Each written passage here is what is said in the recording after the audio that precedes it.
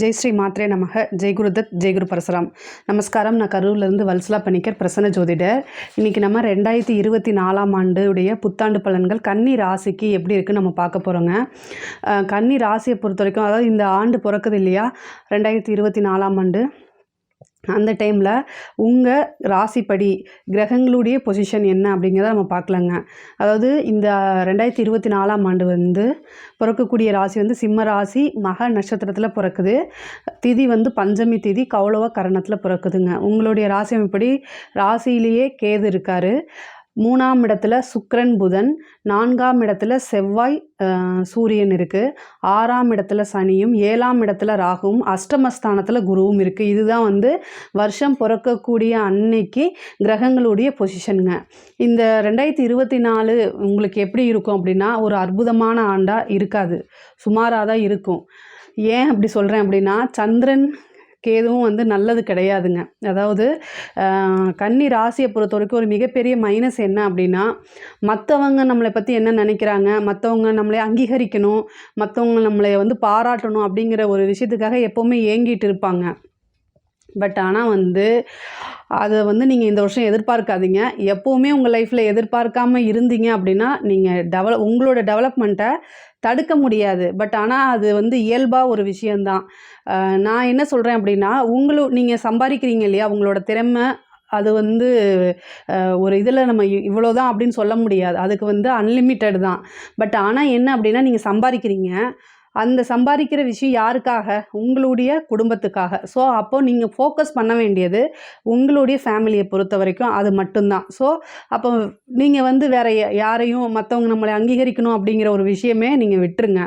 அது இல்லை அப்படின்னா உங்களுக்கு தேவையில்லாத டிப்ரெஷன்ஸு வந்துட்டே தான் இருக்கும். நீங்கள் அதை பார்த்துட்டு இருந்தீங்கன்னா, பொதுவாக நீங்கள் இந்த வருஷம் பண்ணக்கூடிய மிகப்பெரிய பரிகாரம் என்ன அப்படின்னா, அமைதியாக இருக்கிறது, மூவ் ஆன் பண்ணி போகிறது, மெடிடேஷன் பண்ணுறது. என்னடா இப்படி சொல்கிறேன் அப்படின்னு நீங்கள் நினைக்காதீங்க. கன்னி ராசியை பொறுத்தவரை நம்ம பொய் சொல்லக்கூடாது இல்லைங்களா. சந்திரன் கேது அவ்வளோ நல்லது இல்லை, சந்திரன் ராகு அவ்வளோ நல்லது கிடையாது. ஸோ நீங்கள் அமைதியாக தான் இருப்பீங்க, எந்த பிரச்சனையும் வேண்டாம் அப்படின்னு சொல்லி அமைதியாக இருப்பீங்க. பட் ஆனால் வருவாங்க, எங்கேருந்தோ வருவாங்க, நம்மளை தேடி செஞ்சுட்டு போவாங்க. அது மாதிரி இந்த மாதிரி லாங்குவேஜில் பேசக்கூடாது. பட் என்னென்னா, சந்திரன் கேது அவ்வளோ ஒரு பேடான காம்பினேஷன் வச்சுக்கோங்களேன். அது இந்த வருஷம் வருது.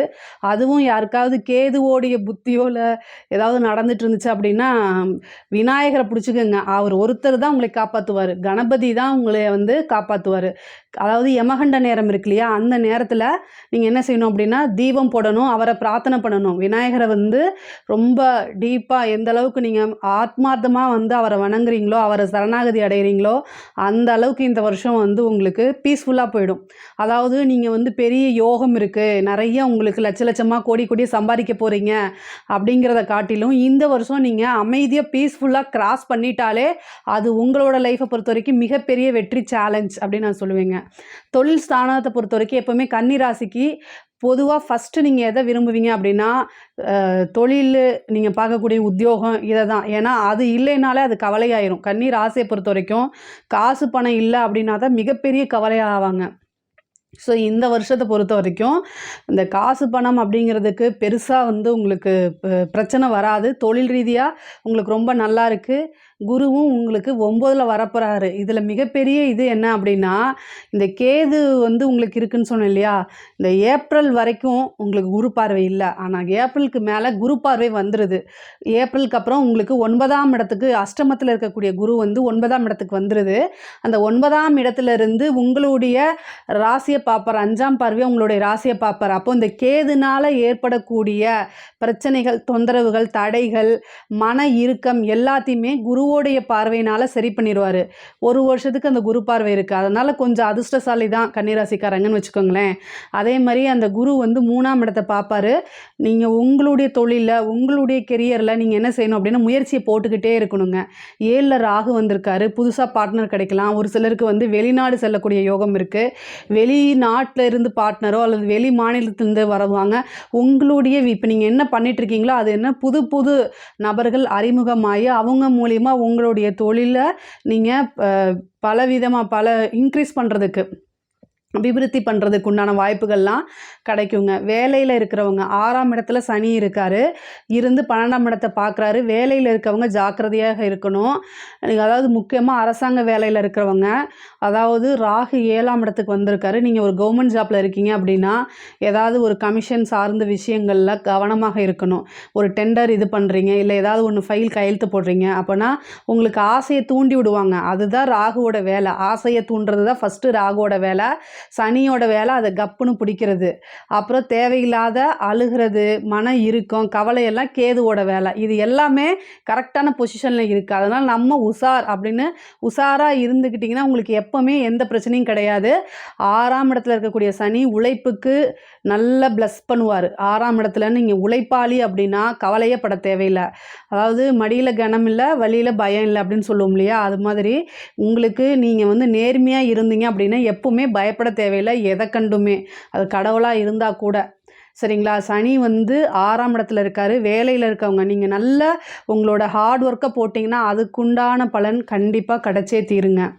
அதே மாதிரி வேலை கிடைக்குமா அப்படின்னா குரு உங்களுக்கு 9ஆம் இடத்துல இருக்கார். அதே மாதிரி 3ஆம் இடத்தை பார்வையிடுறாரு சரிங்களா உங்களுடைய ராசிக்கு. அப்போ என்னென்னா படித்து முடிச்சுட்டு நீங்கள் அதாவது கேம்பஸ் இன்டர்வியூவில் அட்டன் பண்ணிங்கனாலே நீங்கள் அதாவது பிளேஸ்மெண்ட்டெலாம் உங்களுக்கு ஈஸியாக கிடைக்கிறதுக்கு உண்டான வாய்ப்பு இருக்குது. ஏப்ரலுக்கு மேலே அதாவது ஏப்ரல், மே, ஜூன் இந்த டைம்லலாம் என்னென்னா உங்களுக்கு ஈஸியாக பிளேஸ்மெண்ட் கிடைக்கும். அதே மாதிரி 6ஆம் இடத்துல சனி இருந்து 12ஆம் இடத்தை பார்க்குறாரு. வெளி மாநிலங்களில் வேலை கிடைக்கிறதுக்கு உண்டான வாய்ப்பு இருக்குது. அதே மாதிரி சில பேர் கவர்மெண்ட் ஜாப் ட்ரை பண்ணிட்டு இருப்பீங்க. சனியோடைய பார்வை இருக்குது 3ஆம் இடத்துக்கு, அதே மாதிரி 12ஆம் இடத்துக்கு இருக்குது. அப்போ கவர்மெண்ட் ஜாப்பு கிடைக்கிறதுக்கு உண்டான வாய்ப்புகளும் உறுதியாக உண்டு. வீடு கட்டுறதுக்கு உண்டான யோகம் இருக்குது அப்படின்னா 4ஆம் இடத்துக்கு குருவோடைய பார்வை இல்லைங்க. அப்போது இப்போ வீடு கட்டணும் அப்படின்னா உங்களுடைய சுய ஜாதகத்தில் 4ஆம் அதிபதியோடைய திசாவோ புத்தியோ ஓடிட்டுருக்கு அப்படின்னா அதுக்கு தகுந்த மாதிரி நீங்கள் பண்ணுங்கள். உங்களோடது பிளான் பண்ணி பண்ணுங்கள். ஆனால் லோன் கிடைக்கிறதுக்கு உண்டான வாய்ப்பு இருக்குது. ஏன்னா சனி 6ஆம் இடத்துல இருக்கார். அப்போ லோன் கிடைக்கிறதுக்கு லோனுக்கு அப்ளை பண்ணிங்க, அது பிஸ்னஸ்க்காக இருந்தாலும் சரி, வீடு கட்டுறதுக்காக இருந்தாலும் சரி அது கிடைக்கும். அதே மாதிரி திருமண பிராப்தம் உண்டா அப்படின்னா 7ஆம் இடத்துல ராகு இருக்குது. அதே மாதிரி உங்களுடைய ராசியில் கேது வந்திருக்காரு. அப்போது திடீர் திருமணம், கலப்பு திருமணம், லவ் மேரேஜு, சீக்ரெட் மேரேஜ்னு சொல்லுவாங்களே, அதாவது பதிவு திருமணம், யாருக்கும் தெரியாமல் கல்யாணம் பண்ணுறது, இந்த மாதிரி விஷயங்கள்லாம் இப்போ நடக்கிறதுக்கு வாய்ப்பு இருக்குது. பொதுவாக பெண் பிள்ளைகள் அதாவது திருமண வயதில் இருக்கக்கூடிய பெண் பிள்ளைகள் அவங்களுடைய பேரண்ட்ஸ் கண்ட்ரோலாக இருக்கணும். ராகு 7ஆம் இடத்துக்கு வரும்போது உங்கள் பொண்ணை நீங்கள் இப்போ ஏதாவது கண்டிச்சிங்க அப்படின்னா டக்குன்னு போய் மேரேஜ் பண்ணிக்கிறதுக்கு வாய்ப்பு இருக்குது.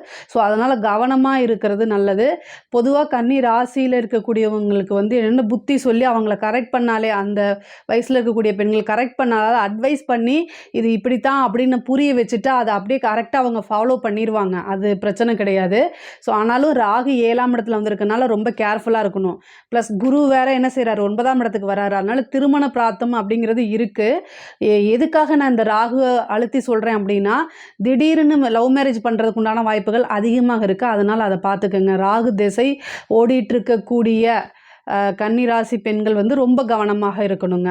அதே மாதிரி கணவன் மனைவி சார்ந்த பிரச்சனைகள் நிச்சயமாக உறுதியாக வரும். ஒரு சிலருக்கெலாம் டைவர்ஸ் வரைக்கும் போகிறதுக்கு உண்டான வாய்ப்புகள் இருக்குது. பொதுவாகவே கன்னி ராசிக்கு திருமண யோகம் அப்படிங்க, ஏன்னா 7ஆம் அதிபதி பாதக அதிபதியாக வராரு. ஸோ அதனால் திருமணத்தில் பார்த்திங்கன்னா ஆஃப்டர் மேரேஜுக்கு அப்புறம் அவங்களுடைய இது என்னென்னலாம் நினச்சாலும் அது நடக்காது. அப்பப்போ சண்டை வந்துட்டுருக்கும். ஒருத்தர் மிஸ் அண்டர்ஸ்டாண்டிங் ரொம்ப அதிகமாக நடக்கும். அப்போ என்னென்னா அது ஒரு சாட்டிஸ்ஃபைடு இல்லாதது இருக்கும். ஆனால் இந்த டைமில் ராகுவும் வருது, ராகு திசையும் ஒருத்தருக்கு நடந்துட்டுருக்கு அப்படின்னா அமைதியாக போகிறது தான் நல்லது. ஃபஸ்ட்டே நான் என்ன சொன்னேன் அப்படின்னா மூவ் ஆன் பண்ணி போகணும் அப்படின்னு. ஏன்னா கேதுவும் உங்களுடைய ராசியில் இருக்கார். அப்போது மனநிலை பாதிப்புகள், கணவனாக இருந்தால் மனைவி, மனைவியாக இருந்தால் கணவன், அவங்க மூலிமா மனநிலை பாதிப்புகள் வரும். மனநிலை பாதிப்புனா மென்டல் கிடையாது, மன இறுக்கம், டிப்ரெஷன் சொல்லுவோம் இல்லையா, அந்த மாதிரி விஷயங்கள்லாம் உங்களுக்கு வந்துடும். அதனால் நீங்கள் மெடிடேஷன் பண்ணுங்கள். அப்படி இல்லைன்னா உங்களுக்கு நம்பிக்கைக்குரியவங்ககிட்ட ஷேர் பண்ணுங்கள். நம்பிக்கைக்குரியவங்கன்னா அது யாராக இருக்கணும், அப்பாவா, அம்மாவா, அண்ணனா, சகோதரன், சகோதரனா சகோதரியா இந்த மாதிரி இருக்கணும். ஓகேங்களா? இந்த மாதிரி உறவுகளை தவிர்த்துட்டு இப்போதைக்கு எனக்கு ஃப்ரெண்டு அப்படிங்கிற அந்த மாதிரி விஷயங்களுக்கெல்லாம் போயிடாதீங்க. இந்த சுச்சுவேஷன்ஸில் இந்த 1.5 வருஷம் நீங்கள் யாரையுமே நம்பக்கூடாது. 7 ராகு வரும்போது நமக்கு ஃப்ரெண்டு அப்படிங்கிறதோ இல்லை அறிமுகமாகவோ நமக்கு வெல்விஷர் அப்படிங்கிறவரோ நம்பக்கூடாது. நம்மளுடைய பிளட் ரிலேஷனை தவிர்த்து வேறு யாரையும் நம்பக்கூடாது. அப்படி இல்லை அப்படின்னா டாக்டர்கிட்ட போயிடுறது ரொம்ப பெஸ்ட்டு. எனக்கு இந்த மாதிரி ப்ராப்ளம் இருக்குது, இதிலேருந்து நான் எப்படி நான் ஓவர் கம் ஆகி வரது அப்படிங்கிறத நீங்கள் டாக்டர்கிட்டே போய் தெரிஞ்சுக்கலாம். அது ஒன்றும் தப்பு கிடையாதுங்க. ஏன்னா கன்னி ராசியை பொறுத்த வரைக்கும் திறமைசாலிகள் தான் அதிகமானவங்க. ஆனால் அவங்களுடைய மனநிலை பாதிச்சிருச்சு அப்படின்னா அப்படியே உட்காந்துருவாங்க. அதுக்காக தான் இவ்வளோ தூரம் நான் சொல்கிறேன், வேறு எதுவும் கிடையாது.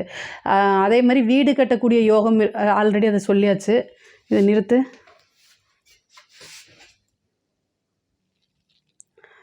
படிப்பு பொறுத்த வரைக்கும், அதாவது படிக்கக்கூடிய குழந்தைகளுக்கு வந்து என்னென்னா 4ஆம் இடம் அதிபதி வந்து என்னென்னா 9ஆம் இடத்துல இருக்கார். படிக்கக்கூடியவங்க வந்து முன்பை விட ஆர்வமாக இருக்கக்கூடியது, படிப்பில் ஆர்வம் இருக்கும், அதிகமாக படிக்கணும், நல்ல மார்க் வரணும் அப்படிங்கிற அந்த எண்ணங்கள் அதிகமாக இருக்கும். பொதுவாக சந்திரன் கேது அப்படிங்கும்போது என்னென்னா டைவர்ட் ஆகிறதுக்கும் வாய்ப்பு இருக்குது. சந்திரன் கேது அப்படிங்கும்போது என்னென்னா இப்போ நீங்கள் வந்து ஒரு பிளான் போடுவீங்க, ஆனால் அந்த பிளானை மாற்றி விட்டுட்டு அப்படியே வந்து சோம்பேறித்தனமாவோ அல்லது வந்து வேறு ஒரு செயல்லையோ ஏற்படுறதுக்கு உண்டான வாய்ப்புகள் இருக்குது. ஆனால் பொதுவாகவே கேது அப்படிங்கிறது ஞானம்தான். அப்போது வந்து என்னென்னா அவங்களுக்கு நீங்கள் அட்வைஸ் பண்ணி எப்படி படிக்கணும் அப்படிங்கிற அந்த காமிச்சு விட்டுட்டீங்க அப்படின்னா பிள்ளைங்க வந்து கெட்டிக்காரத்தனமாக வந்து நல்லபடியாக படித்து நல்ல மார்க் எடுக்கிறதுக்கு உண்டான வாய்ப்புகளும் அதிகமாக இருக்குது. பெண்களை பொறுத்த வரைக்கும் நீங்கள் வேலை பார்க்குறவங்களா இருந்தாலும் சரி, பிஸ்னஸ் பண்ணுறவங்களா இருந்தாலும் சரி, வெளியூர் பிரயாணமோ அல்லது வெளியில் போகிற மாதிரி இருந்தால் புது நபர்களுடைய அறிமுகங்கள் கிடைச்சா அங்கே கவனமாக இருக்கணும். வெளியூர் போகிற மாதிரி இருந்தால் நீங்கள் வீட்டில் உங்களுடைய கணவனோ மனைவியோ அல்லது பேரண்ட்ஸ்கிட்டயோ வந்து கண்டிப்பாக இன்ஃபார்ம் பண்ணிவிட்டு போகணும். ஃப்ரெண்ட்ஸோடு வாங்க போகலாம், வீட்டில் வந்து பேரண்ட்ஸ் அலோவ் பண்ணலை அப்படின்னா நீங்கள் வந்து பொய் சொல்லிட்டு போனீங்க அப்படின்னா கண்டிப்பாக லாக் ஆயிடுவீங்க. அது பெரும் பிரச்சனையாகவும் இப்போல்லாம் நிறைய ஸ்டோரிஸ் வருது. ஸோ அதனால் இந்த டைம் வந்து அவாய்ட் பண்ணிக்கோங்க. ரொம்ப ரொம்ப பேடாக இருக்குது. ஸோ அதனால் அவாய்ட் பண்ணிக்கோங்க. வேலை பார்க்குற இடத்துலையும் நீங்கள் என்ன செய்யணும், ரொம்ப ரொம்ப கவனமாக இருக்கணும். இதை நான் வந்து உங்களைய பயமுறுத்துறதுக்காக சொல்லலை, உங்களைய பயமுறுத்தி எனக்கு எதுவும் ஆக போகிறதில்ல. எதுக்காக சொல்கிறேன் அப்படின்னா கவனமாக இருக்கணும், உங்களை நீங்கள் தற்காத்து கொள்ளணும். அந்த ஒரு விஷயத்துக்காக தான் இதை நான் சொல்கிறேன். கவனமாக இருந்தால் வரும் முன்னே நம்ம என்ன செய்யலாம், காத்துக்கலாம் இல்லையா? வருமுன் காப்போம். எதுவுமே இந்த ஒரு வருஷம் நீங்கள் அவேர்னஸாக இருந்து தான் ஆகணும். அதே மாதிரி அந்த மே மாதம், அதாவது ஜூனில் மே டு ஜூன் வந்து ஒரு 15 நாள் ராகுவும் செவ்வாயும் உங்களுக்கு 7ஆம் இடத்துல சேருது. அந்த டைமில் வந்து ரொம்ப ரொம்ப கவனமாக இருக்கணும். வண்டி வாகனங்களில் போகும்போது கவனமாக இருக்கணும். உங்களுக்கு சந்திரன் கேது ஏற்கனவே இருக்கனால டிப்ரெஷன் இருக்குது. டிப்ரெஷன் இருக்கும்போது நீங்கள் என்ன செய்யக்கூடாது, வண்டியே ஓட்டக்கூடாது. 100 ரூபாய் செலவானாலும் பரவாயில்ல, ஒரு ஆட்டோவில் போயிடுங்க நீங்கள் போக வேண்டிய இடத்துக்கு. பட் ஆனால் வந்து அந்த டைமில் வந்து என்னென்னா நீங்கள் வண்டி எடுத்துகிட்டு போகிறேன், 2 வீலரில் போகிறேன், காரில் போகிறேன்னு சொல்லிட்டு டிப்ரெஷனில் நீங்கள் தயவுசெய்து வண்டி ஓட்டாதீங்க. அது உங்களை மட்டும் இல்லை, உங்களுக்கு ஆப்போசிட்டில் வரவங்களையும் பாதிப்பை ஏற்படுத்திடும். அதனால் அந்த ஒரு விஷயத்தில் ரொம்ப கவனமாக இருக்கணும். கணவன் மனைவி ரொம்ப அண்டர்ஸ்டாண்டிங் அப்படிங்கிறது ரொம்ப ரொம்ப முக்கியமானது. பெண்கள் கவனமாக இருக்கணும், ஜாக்கிரதையாக இருக்கணும். கலைத்துறையை பொறுத்த வரைக்கும் இது ரொம்ப அற்புதமான காலம். மற்ற எல்லாத்துக்கும் இது கொஞ்சம் கஷ்டம்தான். பட் ஆனால் கலைத்துறையை பொறுத்த வரைக்கும், அரசியலை பொறுத்த வரைக்கும் இது ஒரு சூப்பரான டைமு. கலைத்துறை சார்ந்தவங்களுக்கு கேது தான் வந்து கலைத்துறைக்கு வந்து நல்ல ஒரு விஷயம். அது வந்து என்னென்னா உங்களை நல்லா எக்ஸ்போஸ் பண்ணி காமிக்கும். ராகு ஒரு நிறைய ஆப்பர்ச்சுனிட்டிஸை ஏற்படுத்தும். இது 9ல் குரு இருக்குது. பாராட்டு புகழ்லாம் கிடைக்கும், அங்கீகாரம் கிடைக்கும். திடீர்னு வந்து உங்களுக்கு விருதெல்லாம் கொடுப்பாங்க. நீங்கள் கலைத்துறை சம்மந்தப்பட்டனா அந்தந்த விருதுகள் வந்து பெரிய உயரிய விருதுகள் திடீர்னு வந்து சோஷியல் மீடியாவில் ட்ரெண்ட் ஆகிறது, இந்த மாதிரி அமைப்புகள்லாம் இருக்குது. புது புது ஆப்பர்ச்சுனிட்டிஸ்லாம் உங்களுக்கு வரக்கூடிய வாய்ப்புகள் இருக்குது. அரசியல் துறைக்கு இது சூப்பரான டைம், நல்லா சம்பாதிக்கக்கூடிய டைமு. 7ல் ராகு வந்திருக்கு. தலைமையில் கூப்பிட்டு திடீர்னு ஒரு பெரிய பொறுப்பை கொடுத்தாலும் ஆச்சரியப்படுறதுக்கு இல்லை. 9ஆம் இடத்துல இருக்கனால உங்களுக்கு நல்ல புகழ், நல்ல வாய்ப்புகள் வரும். இதை கரெக்டாக யூஸ் பண்ணிக்கணும். விவசாயத்துறையை பொறுத்த வரைக்கும் இது ரொம்ப நல்ல டைமு. ராகு கேது பொறுத்த வரைக்கும் உங்களுக்கு நல்ல பொசிஷனில் இருக்குது. விவசாயத்தை பொறுத்த வரைக்கும் ஒரு சூப்பரான இது. அதே மாதிரி கேது கேதுன்னா இந்த டைமில் வந்து கன்னிராசியை பொறுத்த வரைக்கும் நீங்கள் ஒரு உபாசனை எடுக்கிறது, நீண்ட தூர பிரயாணம் போகிறது, அதே மாதிரி குருநாதர்கள்ட்ட ஆசீர்வாதம் வாங்குறது, இந்த மாதிரி விஷயங்களுக்கெல்லாம் நல்லது. குரு 9ல் வந்திருக்கனால ஒரு நல்ல குருமாரை தேடி ஆசீர்வாதம் வாங்கிட்டு ஒரு உபாசனை எடுங்க. இந்த உபாசனை வந்து இந்த காலத்தில் என்ன ஆல்ரெடி உங்கள் ராசியில் வந்து கேது இருக்கனால உபாசனைகள் மந்திர சக்தியில் ஈஸியாக ஆகும். கேது தான் ஞானத்தை கொடுக்கறது. இந்த டைமில் நீங்கள் ஒரு ஆன்மீக தேடல், ஆன்மீக விஷயத்தில் இருந்தீங்க அப்படின்னா அதில் உயரிய நிலையை அடைய முடியுங்க. பொதுவாக இந்த 2024 பொறுத்த வரைக்கும் கன்னி ராசிக்கு நல்லா இருக்குது. பட் ஆனால் என்னென்னா ஒவ்வொரு விஷயமும் எனக்கு ஏன் இப்படி வருது அப்படின்னு நீங்கள் நினைக்காம மூவ் ஆன் பண்ணி போகிறது, அமைதியாக ஒரு விஷயத்தை கடக்கிறது, மெடிடேஷன் பண்ணுறது, இதெல்லாம் நீங்கள் பண்ணுனீங்க அப்படின்னா இந்த 2024 உங்களுக்கு ஒரு சிறப்பான ஆண்டு தான். நீங்கள் இந்த 2024 பொறுத்த வரைக்கும் நீங்கள் எடுக்கக்கூடிய ஒவ்வொரு முயற்சியும் உங்களுக்கு சக்ஸஸ் ஆகிறதுக்கு உங்களோட சேர்ந்து நானும் இறைவனை பிரார்த்தனை பண்ணிக்கிறேன். நம்மளுடைய சேனலை லைக் பண்ணுங்கள், ஷேர் பண்ணுங்கள். நன்றி, வணக்கம். கடவுள் அருள் டிவியை பார்த்தமைக்கு நன்றிகள். மேலும் இது போன்ற தகவல்களை தெரிந்து கொள்ள கடவுள் அருள் டிவியை சப்ஸ்கிரைப் செய்யுங்கள். மறக்காமல் பெல் ஐக்கானை கிளிக் செய்யுங்கள்.